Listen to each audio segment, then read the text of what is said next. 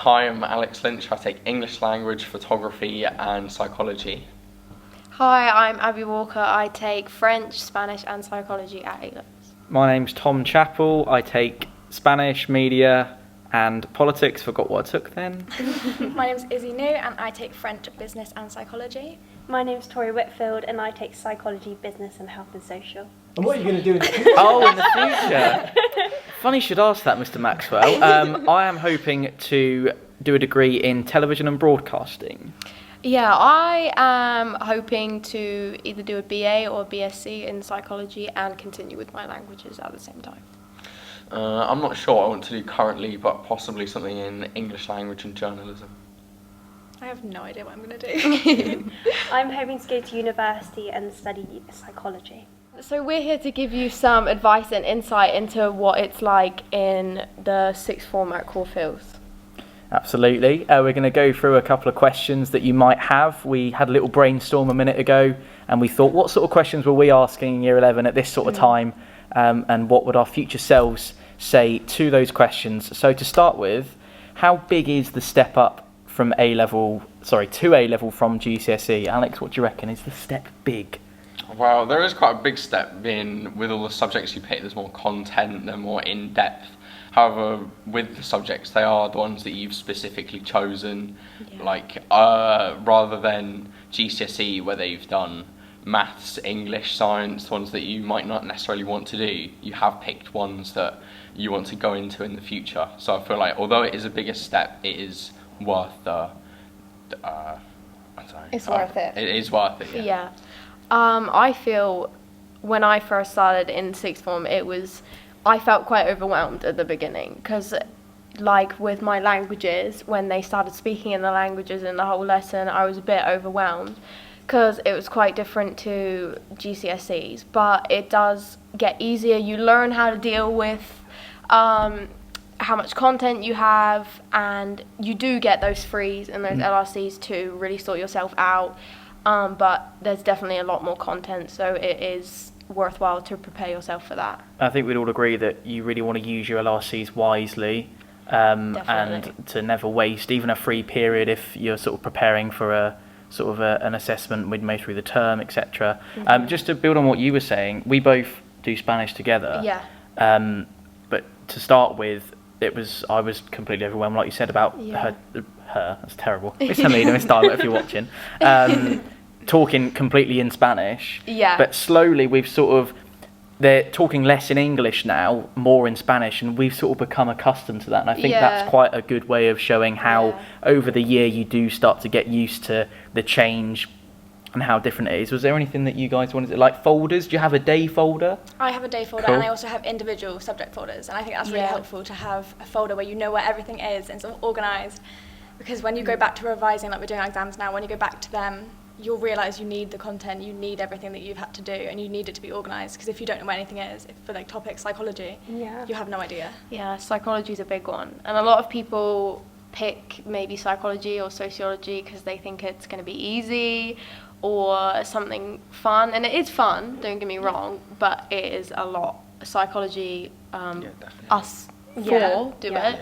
And it is a lot of content. Like with just the AS or year one, there is so many topics and so much information that you have to learn under those topics, and not even mentioning year two yet. So it is a lot. You really have to be on your revision and really revising and going over everything if you want to keep up with the knowledge and keep up in class. It's really important. One of the other questions which leads quite nicely on to that is what I think we would all be asking our past selves is how do I revise at A level, and have you guys got any particular sort of techniques that you use for I use the revision? resources given, like Seneca, like Quizlet, things like that, or we make flashcards. I've been using that, testing myself. That really has helped me with my exams, I think. Yeah, it's really important as well whenever you have a free to top up on those flashcards, because just falling behind by a few weeks really sets you back quite a lot. And definitely past papers as well, really helpful, especially for languages. Really helpful because they're quite difficult to revise for.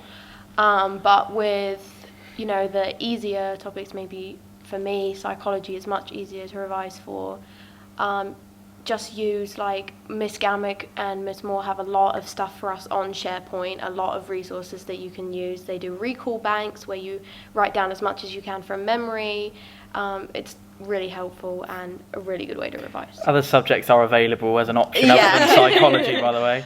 Alex, you do a couple of other subjects, don't you? Is there anything specific that you would say tailors to that in revision terms? Not necessarily. I do photography and English language as well, and I feel like English language is good. It's very, very different to GCSE, whereas in GCSE I thought it was a good subject, like I was good at it, but compared to A-level, it's very different content. Like, you learn about language change and where it's come from and all different things, as opposed to just like spelling and grammar and whatnot. So I think it's a lot better. But to revise, just folders, just use your freeze, stuff like that, and you'll be fine. The next one is, what does your sixth form timetable look like? What I think is quite important to remember is that you've been used to many years at Corfe Hills now of 5 lessons a day, 5 days a week, with no gaps in between, only break and lunch, whereas sixth form, you'll have an average of 3 lessons a day with plenty of time to be, as you were saying over here, consolidating your knowledge during that time. We wanted to mention 2 specific things. There's Unifrog, which is Mr. Maxwell can sell it better than we can, but it's a very good tool in terms of future progression and looking, and there's loads of quizzes on there, personality tests, all that kind of thing. And that's actually at this moment in time where our references are mainly based as well, so that's something that you'll get to come the end of this year. And also the Talent app, which is something that's relatively exclusive to Corfe Hills, which I think you've applied for. I did apply, have as well, Alex. Right, edit that bit out, which is well worth applying for. And that's another example of an opportunity that. Hello, sir. That's an example of another opportunity that we've got here at Corfe Hills that not many other schools are lucky enough to have. So that's all good as well. Anything else? A lot more class-based assessment as well. Yeah, for your timetable. definitely in classes you that's why revision is so important, because you constantly have those assessments, and it's just so important to keep up with it. And these are for your teachers to be able to see where you are, and especially with these mocks that we're doing roundabout now at the end of the year, it's really important for your predicted grades, because sixth form is so future focused. It really focuses on what you want to do in the future and how you want to go and which path you want to go. So it's really important. Revision is really key. And it feels like everyone's here to take it seriously, aren't they, as well? Yeah, definitely. The people in your classes are there because they want to be there, so they want to learn. And you're a lot closer with your teachers. I feel there's a lot better communication, and it's quite easy to ask a teacher. Not that for communication's help. bad at lower schools, by the way, but you might feel like there's just a lot going on in a class that you feel like you might not do well because of that, and maybe there are other people distracting you. But in sixth form, we've all got a common goal, haven't we? Yeah, definitely. Another couple of things that we wrote down was that try to get involved with as much as you possibly can in terms of extracurricular, and it's been difficult this year for us, but there's loads going on besides just general sixth form. And also, we wrote down, read your emails as well. That is important. Mr. Maxwell sends out some good stuff for your future planning. A lot of Zoominars, a lot of help with maybe looking for jobs sometimes. Really good stuff, so check your emails. And room changes as well, so if you turn up to the wrong room, you've only got yourself to blame because you didn't check your emails. Can you have a part-time job at sixth form? Yeah. Definitely. Do you? Yeah, me and Izzy work together, and we work part-time, but we find it easy enough because we use our frees and our LRCs to do our work in. So we find that if we use them wisely, when we get home at the weekend, we can work and we can have free time because we've done it all at school and we've done extra. Catching up, making sure you're on top of everything before you maybe consider a job. If you're really far behind, like maybe a job isn't the best idea for you, that you probably can do it, but make sure you prioritise your school education before you put yourself into work. Because if you do want to carry on to, further education like uni, it is important that you do prioritise your schoolwork. Very important. But sixth form is a lot more, you do get a lot more responsibility, and the teachers do treat you more as adults in a way. Alex, if I asked you at the end of year 11, which subjects are you going to take for sixth form, or which subjects should you take? I think we'd all would sort of say that you want to take the subject that you're good at the moment and you enjoy at GCSE. Yeah, you want to take the ones that you think you could possibly go somewhere in the future with, or like the ones you're doing the best at the moment, or not necessarily even the best, just the ones you enjoy the most.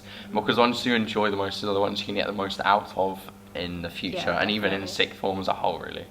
Definitely. There you go. Well, that's it from us. Thank you for spending a bit of time getting to know sixth form. We've loved the first year. We hope you enjoy it as much as we have. Are we going to wave, or are we just going to Just going to cut off. Just going to cut off.